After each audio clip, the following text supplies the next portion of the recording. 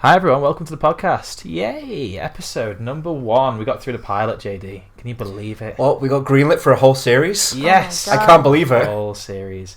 And it's not just me and you today, is it? No. My gosh, we got a special guest. I know the budget increased. Oh no. to £0 and 10p. Yeah. 10p. Yeah. That's just for me. That's my salary. Hi Ella, how are Hi. you? I'm good. How are you today? I'm not so bad. Very good. Bit cold. It's very cold. It's freezing. It's so cold. Not in here though, it's warm in here. No, it's quite warm in this house. That's a bonus. Yeah. So last week we talked about Worthit as a company in general. And we also talked about us and our interests and what we're doing in the near future. Okay. What we want. I'm just going to... All that money we want and we'll be aiming for. Yeah, exactly what we're aiming for. And this week's a little bit different. So we're going to be talking about the art of cinema. Oh my. Oh. That's the topic. Fancy. And I want you all to tell me right now. We'll start on the left. So we'll start with you, young JD. Oh, is that Tell you me. kind of signalling, let's go from the most inexperienced in No. cinematography Yeah. and work our way up? Well, here we go. So I want you to define art. What does art mean? What is the definition of art? Man, I did philosophy for uni. That's a loaded question. Mm-hmm. Art's different to whoever you asked it to be. It's subjective. Yeah. Exactly. So you just said to me the least experience with cameras and stuff, Yeah. right? Is that art to you? What, the camera or what the camera records? Like, Yeah. Yes. There we go. Just yes. Nice. I mean, to someone, all those intricate parts, someone is sat at home going, look at those gears. Do you think The film is a form of art, lenses. then? Tell me. Say again? Do you think film is a form of art? Yes, easily. Yeah. Yeah. Okay. Yeah, it's different every time. You can Yeah. put the same script in front of 5 different directors, and they'll give you something different depending on what they're looking at. Yeah. That's Okay, art. Cool. Go on, Ella. It's subjective. It's Very. whatever you feel from it. And movies are very evocative. So. Yeah. Absolutely. I mean, the actual definition of art, just art, on Google, is the Thanks, expression or application of human creative skill and imagination. Google. Right? So I guess if you're creative and skillful enough with a camera, yeah, that's art, right? Yeah. Does that mean Marvel films are classed as art or not? I'd say yeah. Well, the Yeah. amount of art that goes into the costume design, enemies, The amount of time I've spent just pausing that film, specifically Endgame, and just taking screenshots and look, that is something I will put in a frame and mount on my wall. the amount of effort they put into Thanos just as a character, that's definitely art. Yeah. Just the Do you watch, character lived like- and breathed. Yeah, absolutely. Do you watch behind the scenes stuff? Yes. Yeah. So you've seen all the motion capture suits, you've seen the Yeah. blue screen, you've seen all the environments that don't look anything like the actual Everyone film. taking off a flight and jumping a whole 1 foot, and Yeah. that's it. Yeah, absolutely. There was a particular scene I really liked when it was in Oh, The hang Winter on, if Soldier. you're going to talk about things, spoilers for which? No, sorry, it's the Winter Soldier. It's the No, spoilers. it's not really a spoiler. It's when There's still people who haven't seen it. They It's will. wh- They will hunt us down. Go So, see the film. when the Winter Soldier jumps out the window of that massive multi-story building, right, and he lands on another building, does a forward roll, Yeah. and Captain America chases after and jumps out the same building, right? The actual behind the scenes of that was a blue block jump through a fake plane window and then onto another blue block and roll with Yeah. all attached on wires and all that jazz. It's just Ah. amazing how much people can. They said that the actual terminal scene, there was no planes, there was no terminal, there was nothing. All the structures were completely built as CG. It wouldn't surprise me if the entire set was just a big green and/or blue room. Yeah, they Everyone had was to just use fighting blue it. because there was some I think there was some color clash with one of the characters. I don't know who it was. There was some Yeah. color clash, so they used blue instead of green. But at and the lots of same it. time, I know that in one of the Captain America films, it takes place in Liverpool, doesn't it? There's like a fight does, yeah. scene It's in the on the docks. Liverpool docks. Yeah. So The first Avenger. yeah, Yeah. it's the first one, right? So I Yeah. guess it has those elements. It has both elements of using things that don't exist Mm-hmm. and taking advantage of places where, there's art in the place's Yeah. history and Yeah. Because taking it Yeah. back to subject of what is art, there's so many components. Someone can be looking at the set of a pre-built area and go, that's art. Someone spent time Yeah. building it. At the same time, anything that's CG, there are CGI artists who are sat there going, wow, look at that. Yeah. That's beautiful. Yeah. Anyone could create it like Yeah. art, But it's always the question of, well, why didn't you? What's stopping you from making it? Yeah, absolutely.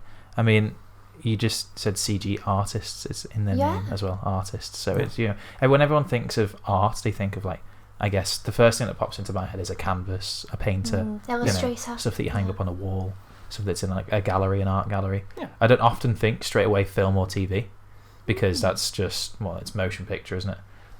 But I guess the screen, or what goes on the screen, is our form of art. What we see through the lens is our form of art. It's quite fun to mention, like, notice that in modern, nowadays anyway, a lot of things can be art. It's not limited to even a piece of work or a film. You've got an entire art performance, the performing arts, the art of war, the art of X, Y, and Z. And music, audio design. Yeah, anything can be art to the right audience, and it's incredible to think we're in this time now. Yeah, absolutely.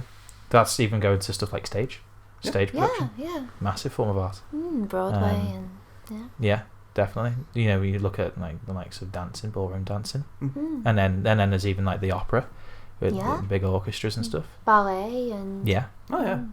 It's even as small as, like, you can go onto the internet and there will be small cultures that will praise literally anything. You can find communities of people who will go, oh man, that's some beautiful laundry you hung up. Oh, look at the form on that. Yeah. That's art to somebody. Yeah. Art of the aesthetic, I suppose. That's a big thing nowadays for people. This is where we get to the point where, well, I am now the least experienced because I don't get this part. I don't understand it. It is getting crazy because you see like a pile of rubbish that'll sell for like 10,000, and you think, why? You look like see, I always thought that Jackson Pollock's stuff was daft, okay, because I didn't see the true meaning behind the Jackson Pollock stuff and the reason why he used those colours and in what particular splat stroke was made. It's all done on purpose. It's all done for a certain, I guess, reason. I went and saw his paintings in New York last year, and they were absolutely, completely mesmerising. I couldn't take my eyes away from it at all. They've got this canvas, it's probably the size of, I reckon, a double-decker bus. It's from like floor to ceiling in MoMA, in the Museum of Modern Art, in New York, and it's one of his big, huge canvas paintings. The amount of paint he must have used is unbelievable, Jesus. But like it's so impressive to look at. You seem to get lost in like these little tiny details that I can imagine when they went through his head when he was just flicking paint. It's just, okay, he's flicking paint, right? But for some reason you can almost pick out your own images inside that massive image. Yeah. And as you said before, it's all down to interpretation, isn't it? It's whatever you believe or whatever you think is art. Well, I recently found an artist called Yayoi Kusama. She's a Japanese artist, and she literally just creates dots. It's dot patterns, and it's been used by all sorts of artists, musicians, that sort of thing. And she lives in a mental institution by choice. Yeah. And she expresses herself through those dots. Each dot means something different to her. So even though to us it might seem that it's just dots on a page, to her it literally is a representation of her mind. Yeah. And it seems like it connects to a lot of people. I mean, she's universally quite loved, so definitely the same idea as Pollock's paintings. It might just seem like just dots, but it can mean so much more. Yeah, absolutely. There's a YouTuber I watch. I don't know if you've seen before. He's called Nerdwriter, and he does these in-depth analysis. They're called video essays. I love him. He's great. He did one about a painter. Yes, it went up yesterday. The video. Oh yeah. And it was when I first looked at the painting when he put it up on screen, just like, okay, it's just somebody laying a field, and there's like a house at the top of the field. Right. Then he goes into detail about the meaning behind it, and he pulls some like archive interviews of the guy who was interviewed about the painting. And it's got such a deep meaning to it, and it's got such a really interesting story behind it, because this woman, apparently she's disabled and she's got no use of her legs at all. So she crawls, instead of using a wheelchair or anything like that, she doesn't like that kind of stuff. She crawls out of her house into her field to be with nature and stuff throughout the day. And the actual painting is of her looking back towards her house, her happy place, her home. So it's all about her being, or accepting who she is, and being comfortable with her environment as such. It's really strange looking. It looks like a really depressing, weird photo. You look at the shape of her arms and sort of think, oh, shit, she looks anorexic and she doesn't look happy or whatever like that. But then the real meaning behind it is she is happy. She's in her perfect place. Yeah. It's odd, and obviously it's art. Again, it's art again. It's what people perceive. So with that being said, what's really nice about us three here today. So I'm quite an on-screen type. You've done stage before and animation. Yay! Yay! Three different fields, three different areas. Complete. Look at that. That's amazing. So with that being said, I have no ability to draw. Never have done. Never will do. I can't draw. I can't colour. I hate that kind of stuff. But you can, right? And obviously I can't act, right? And you can on stage. Hey. Okay. So and then we all have like different and I don't qualities. know how a camera works, but you do. Precisely. So we all have different qualities and different things and different forms of art that we are in our own capable at. We combine it together to make one thing. So we combine it all together to make a film, like our short film that we shot yesterday. So let's have a little chat about that, JD. Hey, Mr. Director, actor, writer, the whole bundle. My gosh, give it a try. And guess what I found out? Trades. Guess what I found out about doing all of the jobs at once? Go. It's downright impossible. I wouldn't say it's impossible. I think it's just very stressful and tough because you got a lot of jobs to tackle at one point. Yeah, like. At a younger age, I remember saying, one day I'll write, direct, produce, and act in a thing. Yeah. And now I'm doing it, and I'm like, I've bitten off fiercely too much. I cannot chew the amount that has been bitten off right now. Yeah. So, as we mentioned in the podcast last week, we were talking about, I think you actually mentioned that we hadn't filmed the first day yet. No, we haven't. And now we have. But now we have. We filmed within a week. Yeah. We filmed one day. Yeah, we filmed one day. And it was a good day. We had a decent location. It fit the story quite well, and the Lish did amazing. Yourself, Ella, you did really, really good as well. Lish especially, though. And Lish he's a great actor. Yes. Lish is phenomenal. I want Lish in more things. I want to work with that man far more than I do. Yeah. He's so open to just experimenting with stuff and really getting into character. And he gave me a call before shoot and said, right, I've got an idea. I know exactly how it's going to sound. And he started like reading me lines in this character, and I was like, yeah, man, just like slow down your lines and all that. And I started talking to him and thinking, hang on, that's not my job. I shouldn't be directing him. Like, just wait until tomorrow. JD will tell you. Just wait until tomorrow. Lish is absolutely amazing, and good taste in music as well. Mm-hmm. Yeah. Oh, we had a lovely. Oh, really? After the filming, we had a long car ride home, and we just listened to his music for a while. Yeah, it's really trippy and nice, to be honest. What was the artist called? Oh, it's like Psychotronics or something. Electrono. I don't remember. It was something along those lines. Really we may never know now. It's lost. Hang on, I got it in my videos. You have to give him a text. Got it on a video. Drum roll. Electronose. Shout out to Electrip. Is that a band? It's an artist. It's an artist who. Another artist. Okay. Oh. The word he described was psychedelic house music. Oh wow. Yeah. That sounds cool. Which, going back to the whole what is art, I'd say it's art. I have no interest in that type of music, but it was really, really good. You can tell there was a sensation behind it. Quite you dark, got emotions quite off moody, of it. but also quite, I don't know, very expressive. Yeah. Completely off topic, but it's not really, to be honest, because that actually highlights the point I'm about to make. We use art in every form of our daily lives, so we're always in some kind of interaction with a form of art, aren't we? I guess you go anywhere, to work, to university, whatever, you put on music, right? Yeah. You watch TV in the morning, you watch the news, you watch maybe you go onto Instagram, look at loads of photos. There's more art is everywhere. You see graffiti everywhere. Even literally Lish in the streets on set. Lish was asking about my phone wallpaper, like the phone cover that I've got. It's very detailed, and it's got like a henna pattern, and he was asking where I bought it because he thought it looked so pretty, and I suppose that can be considered a form of art as well. Yeah. To the right audience, it's art. Mm-hmm. Yeah. Absolutely. And that's why I guess the films that anyone, I don't think there's actually such thing as a bad film at all. Ooh. I think there's I know it's a very controversial saying, right? I've seen some pretty bad films. You've seen some pretty bad films. Were they in your opinion? They're in a lot of people's They're opinions. in a lot of people's opinions, right? But you might share opinions. There might be some person that's made that film, been a part of that film. I was just thinking the director is probably sat at the end of a production going, that was the best film that will ever exist. That And was, every- right?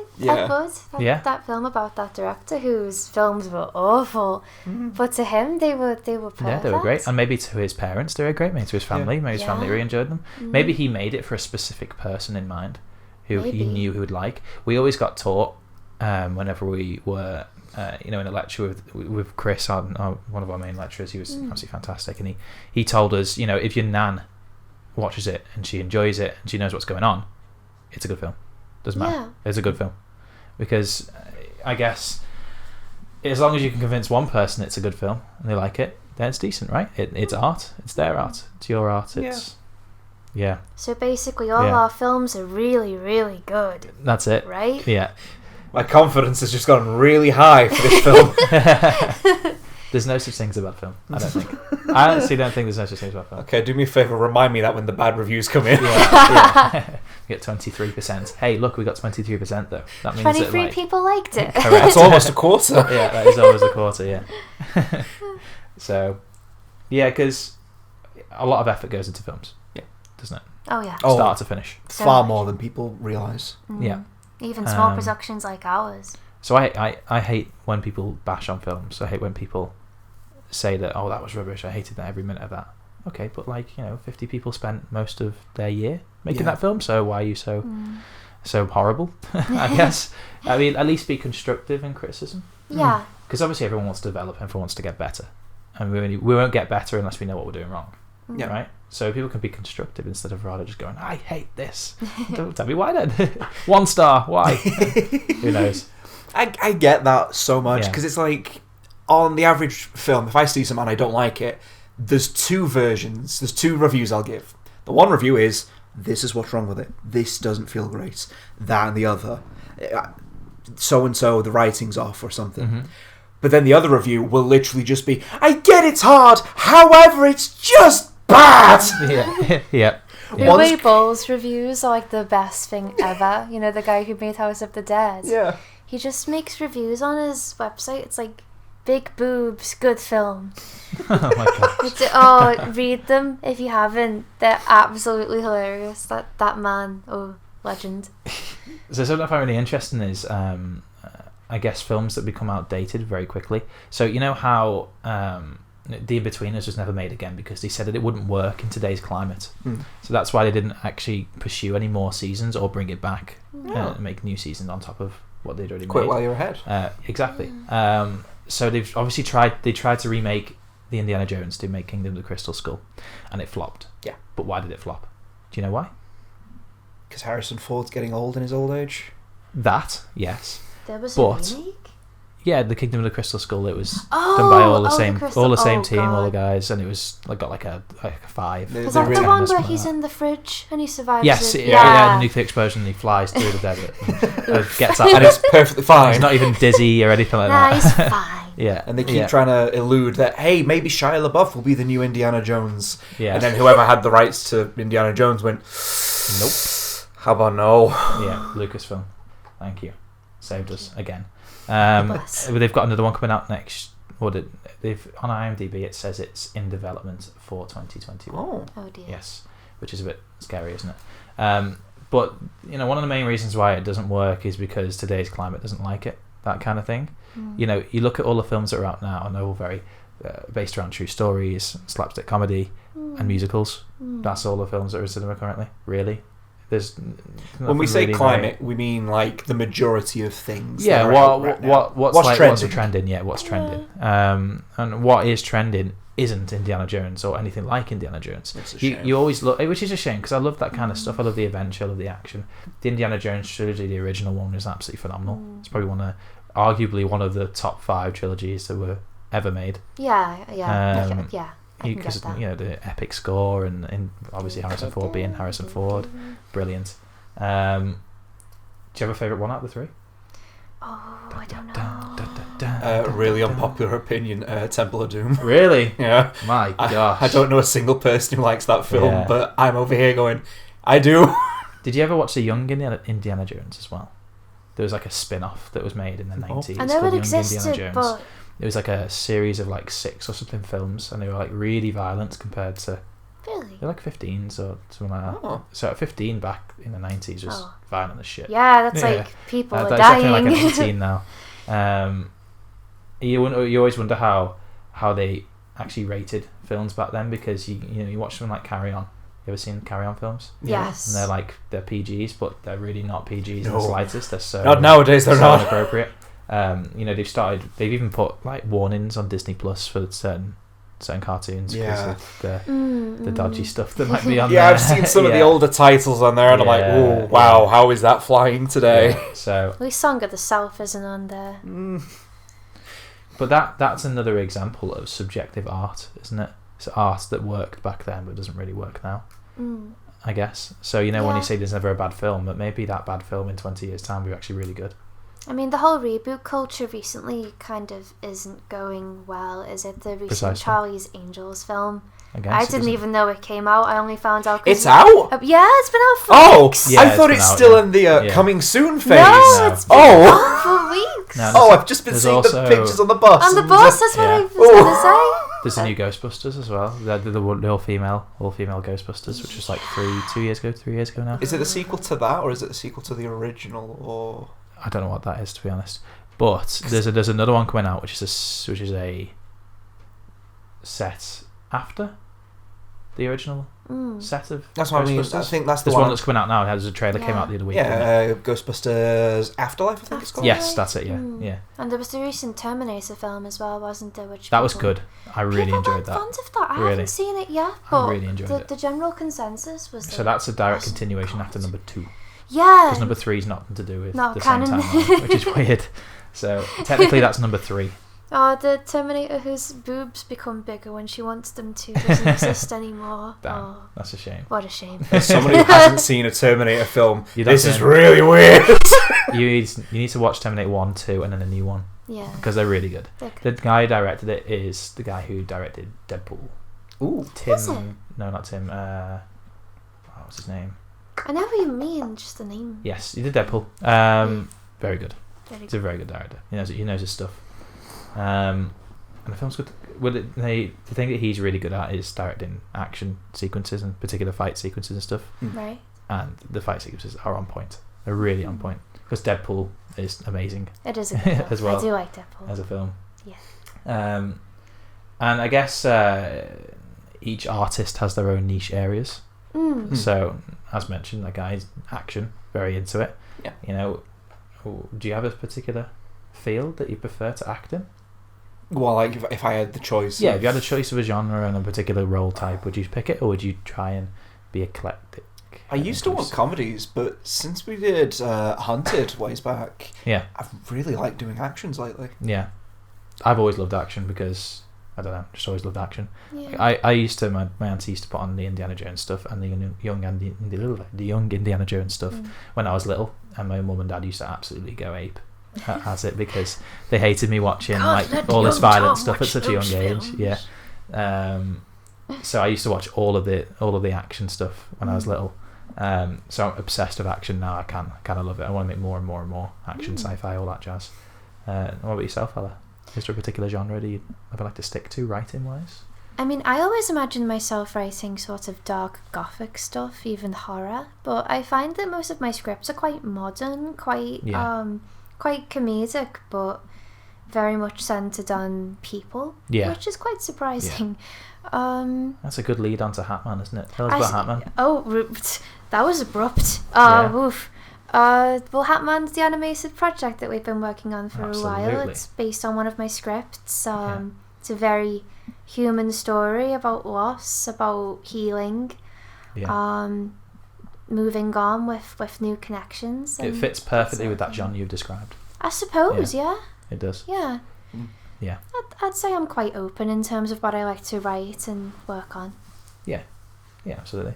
It's good to, I guess, to get an all-round view and scope of things. I mean, if I was a painter, for example, I wouldn't want to jump from acrylics to to watercolour, to acrylics, to watercolour all the time, because obviously that'd be a pain in the backside, wouldn't it, and be too much hassle. But I guess with film, it's quite easy to bounce from one script to another, especially with short films and stuff. Yeah. You know, if we're making, at the minute what we're doing is we're making a short film every 2 months or a month and a half.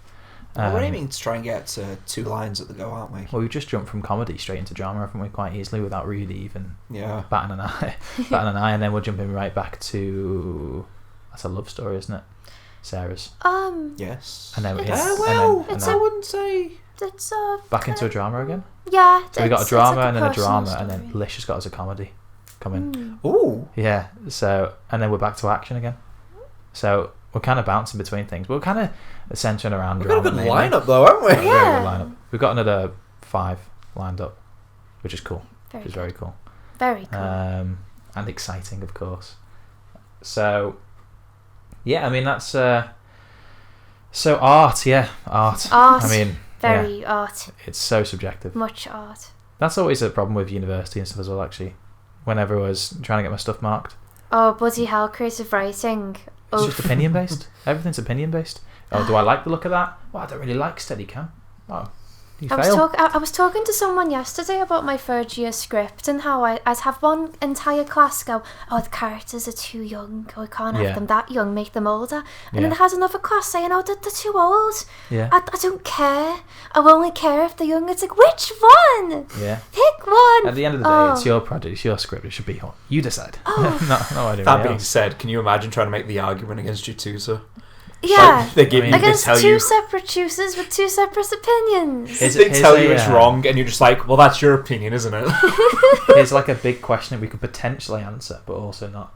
Should we have education or exams or modules or university in general or a degree for media-related subjects? So for media production, film studies, creative writing, should we have degrees in them?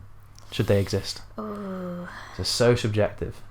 I'd say because there's a lot of things that are subjective, but there are a lot of things that are just not negotiable on that side. Like, if you were going to say to me, okay, make a film, which we are, and you ask me, okay, what lens do I want to use? And I go, that one, I can guarantee that's not the correct response. No one's going to get that. Yeah. But you, someone who actually did uni in this field, you can look at it and go, wait, I'm going to say 50mm lens, if that's a thing. Yeah, well done. You're smirking at me as though I'm about to make a fool of myself. No, I was waiting for it, but no, you did okay. You did okay.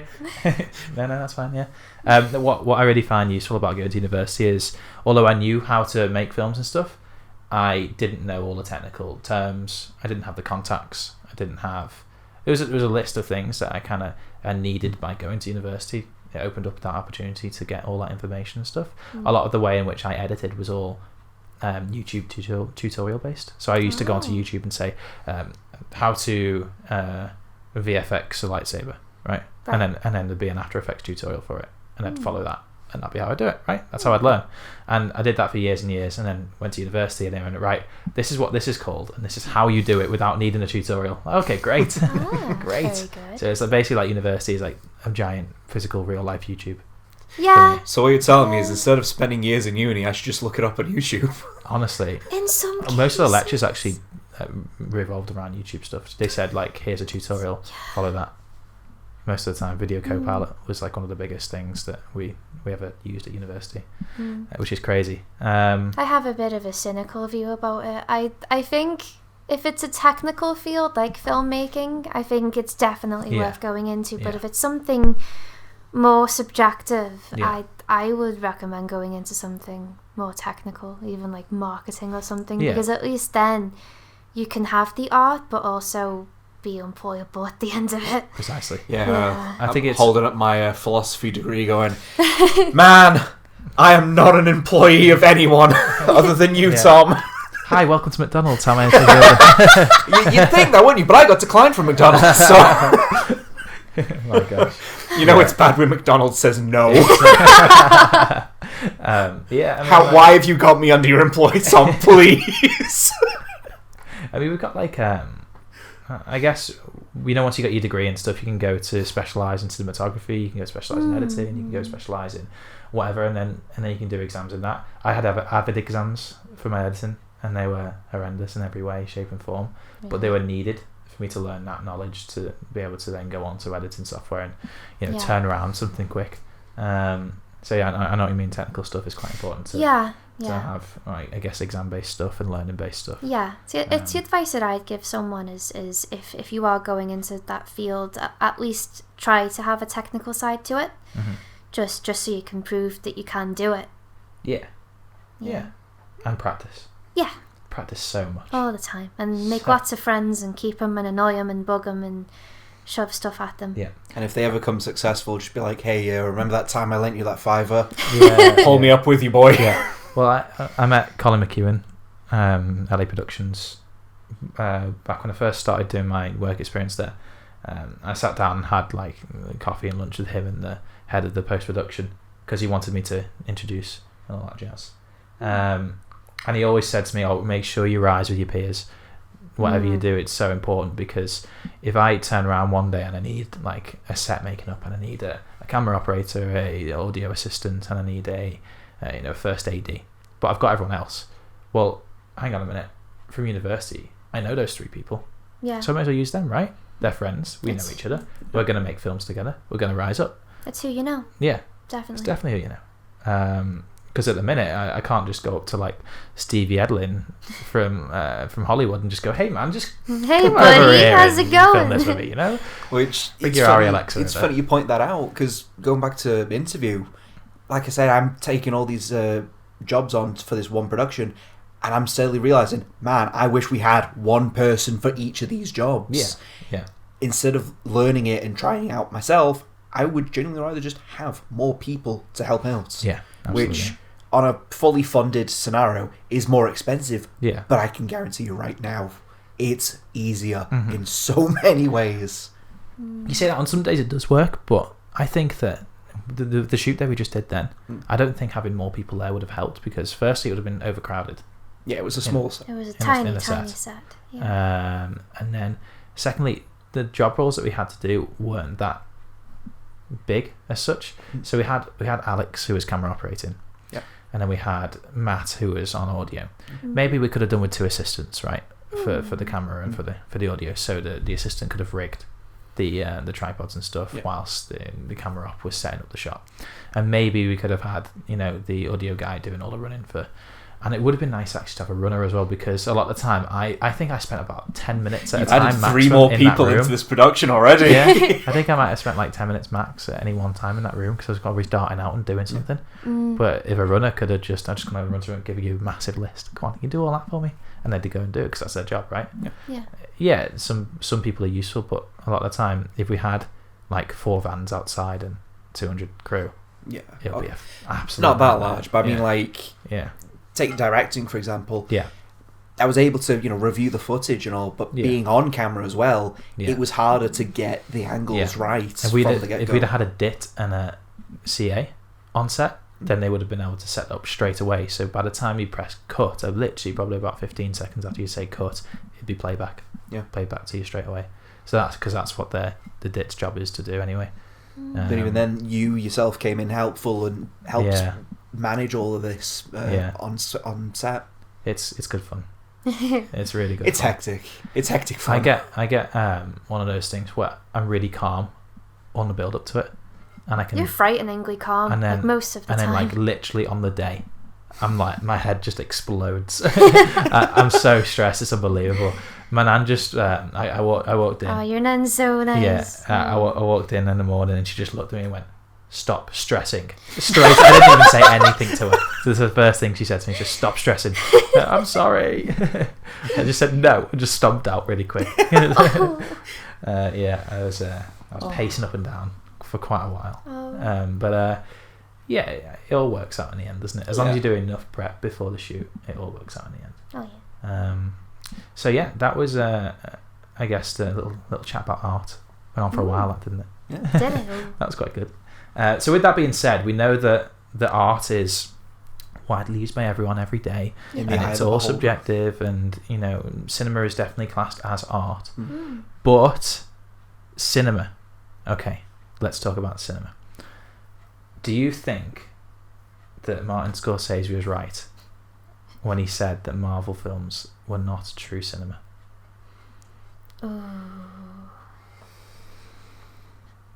Did he have a rebuttal for like what it is instead, or?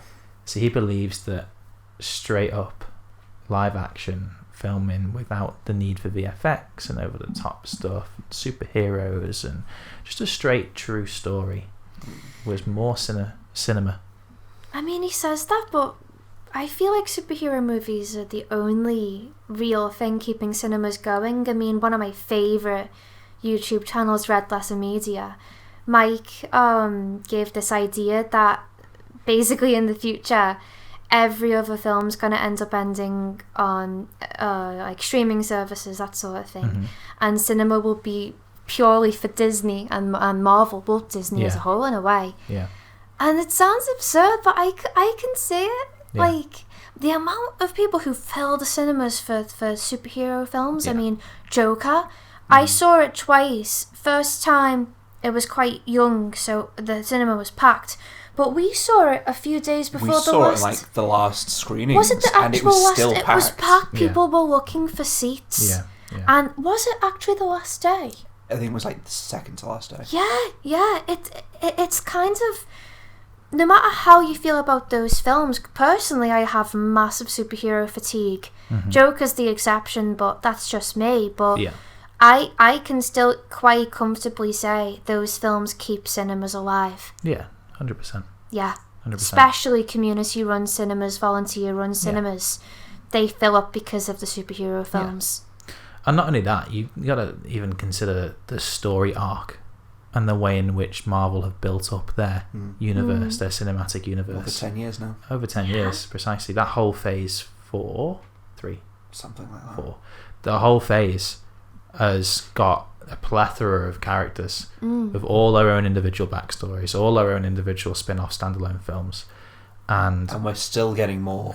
Getting more. We got the Black Isn't Widow like trailer that came 8 out. phases planned or something. Yeah, it's crazy. It's something they've really drastic. planned Marvel films through to 2027. Oh my god, which is crazy, right? Your Marvel, if you're looking for anyone, hit me up. What the biggest problem is, as you say, with superhero fatigue, that is a thing. I think I'm getting that as well. I'm getting a bit fed up of watching superhero films. I didn't go and watch Spider-Man in cinema because I just could not be bothered. No. Because I knew what it could be like. And that's because they cracked the formula, and they cracked the formula very early. The first film that they really cracked it on was the first Avenger, right? And then from there, all the way through, it's had the same structure. This film structure, this superhero structure. Really. Yeah. And DC tried to copy it, but tried to put their own twist on it. Didn't go very well. No. Which is a shame, because I like DC. But those films... They're finally getting to a point where they can bring it back, though. So obviously Joker... Man, I hope. Joker helped, right? Yeah. Then now they've got the Suicide Squad 2. With that's James Gunn writing and directing, which is going to help a lot because he's got the formula from Marvel, because he's been working with Marvel for so long. He's going to bring that over to DC. That's going to work. But will it still have that superhero fatigue? Probably. Yeah, I think probably be the same structure. It worries me to see how many phases and all of this planning is for what was it, 2027? Yeah. And I'm sat here thinking, man, I really like superheroes. I'm probably the only person who's not getting superhero fatigue. I don't think those later phases are going to do well because of all this fatigue. After Infinity War and Endgame, I don't know how they can build up the same amount of hype that Endgame had. I mean, even when people were so excited for Endgame, there was still a slight tinge of, well, it's a superhero film, so this is going to happen, and this and this. And you could feel like a background air of, let's finally end this, and that's what's worrying, is like, oh, that's the end. Shockingly, Endgame feels like a real end game for a lot of people. And that's where it puts that true cinema into question, because true cinema is obviously that, you go and make a film, you make a feature film, and it's a true story based on, okay, let's say The Irishman, right? The Irishman was a true story. It was about an Irish-based hitman who obviously... That's my dog, by the way, in the background. Pit-patting through. Pitter-pattering his way through life. Yeah. But yeah, we look at The Irishman, which is a true story, and it's a gritty, like, gangster movie, which is obviously absolutely... It's a brilliant piece of cinema, right? Well, and then he goes really on and right? he'll obviously make another film that'll be a true story about something completely different. in its entirety. But then you look back at Marvel, and they're churning out the same stuff over and over again with a different character on top. It's just basically like a reskin, isn't it? It's a rehash of stuff. Yeah. And that's what I think that's what he's trying to reference, and that's what he's talking about. It's just misconstrued and taken a bit out of proportion. And Yeah, because As most things are. when you give that question, is it Marvel true cinema? I get it becomes a subject thing, doesn't it? It's to someone that is cinema. To modern audiences, younger audiences, this is what we've grown up with. This is what we're used to. We're not used to just live action, no effects or anything. It's a different time, and art, subjective, it just evolves. Yeah. And we're going to get that point where the first film that people who are 7 years old, 8 years old, 9 years old, the first film they'll see as a Marvel film in cinema will be the one in like 3-4 years time. So that's why those phases won't get tired. We'll get tired of it because we've been through 10 years of Marvel, right? Yeah. But the kids who are coming up who have not seen Marvel films before, if they start in a film in 2023, they're going to be like, oh, this is absolutely brilliant, and then carry on all the way through, right? Yeah. And they might go back and watch all the other films and get bored of it. Or they might not. I guess because that, the first, we weren't around for when Star Wars came out, the first trilogy. But I feel like I was, but I wasn't. No, we definitely weren't. Definitely not. But then, we were born and brought up around the prequels, 3. Yeah. The dodgy ones, 1, 2, and 3. The ones that a lot of people bash for some reason. Yeah. And I'm sat here going, yeah. I kind of like them. Don't put me on the cross, though. The Phantom Menace, which was apparently George Lucas's optimal Star Wars, is the one he preferred the most, or the story structure that he preferred the most. Yeah. I mean, it gave us Clone Wars, so I'll forgive it. I mean, he basically wants it to be like like politics based. Yeah, well, That's Clone Wars historical is, and it viewpoint. does it really well. So Yeah. So, that's a different topic for a different day. So our first Star Wars trilogy was 1, 2, and 3. Yeah. Not 4, 5, and 6, which is a lot of people's first Star Wars. So the older guys, they're getting Star Wars fatigue, and have complained that much to Disney that they've ripped away the Skywalker trilogy. Yeah. Well, we're sat here thinking, I could do another 6 films, I reckon. And at the same time, there's still an even younger audience who are looking at the Skywalker trilogy going, this is great, I should go back and watch the rest of them. My first Star Wars film I saw in cinema was number 1, 2, 3, 4, 5, 6, 7. Number 7, The Force Awakens. That's the first one I saw in cinema. Really? Yeah. Oh, I saw the last one of the prequel trilogy in Number cinema 3. when I was... Revenge of the Sith. Yeah, that was it. Yeah. Revenge of... Yeah. And then I saw Rogue One 7 times in cinema. 7? I loved it. Yeah, It's 7 a good times. film, but God! I have Limitless, so it's okay. But yeah, it was really good. Oh my God. I I mean, mean, if you got the card, yeah. If you got the badge, then... Absolutely. So, I think the formula ruins Marvel. In some ways, not in all ways. The structure's great because if you like give yourself a really long break, and then go back and watch a Marvel film and say that's a cool film, that. But then you look at it and think, oh yeah, that's also a cool film, and that's also a cool film, and it's just the same. I mean, occasionally you get films like Into the Spider-Verse, which was that's one of my brilliant. favourite It's films. phenomenal. I'm so excited for the sequel in a few years, and, Yeah. and that's coming from someone with superhero fatigue. So there are definitely films that are exceptions, films that... Yeah, like Guardians of the Galaxy. Absolutely, And then we've got Thor as well, Deadpool. Ragnarok. Yeah, Deadpool, yeah. There are films that... They just slightly tweak the formula and it Yeah, works. they break the mould Yeah. and do something different. Yeah, which is... Pitter-patter, pitter-patter. Yeah.